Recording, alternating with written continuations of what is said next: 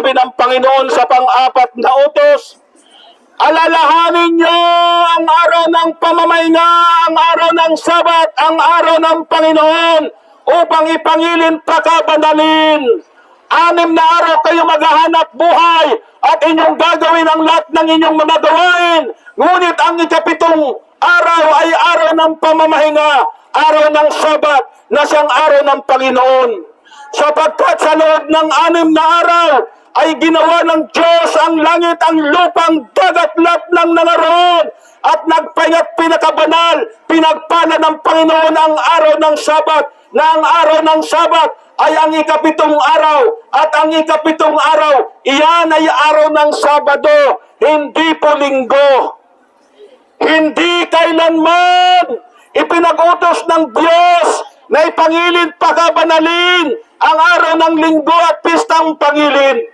Binago lamang ng tao ng ating kinagis ng reliyon ang utos ng Diyos na wala siyang kapahintulutan.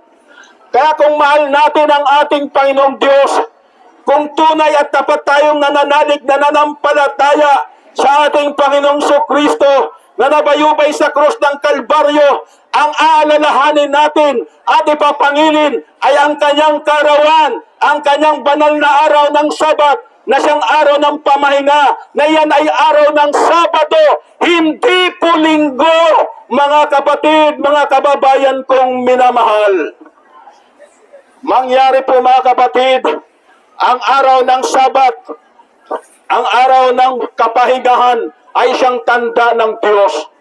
Ayon sa Ezekiel Kapitulo 20, 12 at 20, sabi ng Panginoon, inyong ipapangilin ang aking mga Sabat sapagkat ito'y tanda sa akin sa inyo upang inyong makilala na ako ang Panginoon na nagpapaging banal sa inyo. Ang pangingili ng Sabat na utos ay para sa lahat ng tao. Sapagkat ang Sabat ginawa para sa tao, hindi lamang po sa mga Hudyo, kundi sa lahat ng uri ng mga tao. Hindi po sinira, hindi binago ng Diyos ang kanyang kautusan, sapagkat ang kanyang kautusan ay walang hanggan. Ang kautusan ng Diyos ay hindi niya sisirain, ni babaguhin man, ayon sa banal na kasulatan. Ang ating Panginoon Kristo ay siyang Panginoon ng Sabat.